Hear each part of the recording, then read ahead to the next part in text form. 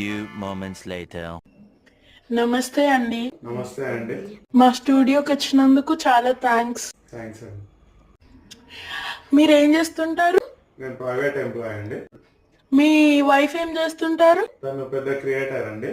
ఏం క్రియేట్ చేస్తుంటారు? అంటే నాకు ప్రాబ్లమ్స్ క్రియేట్ చేస్తున్నానండి.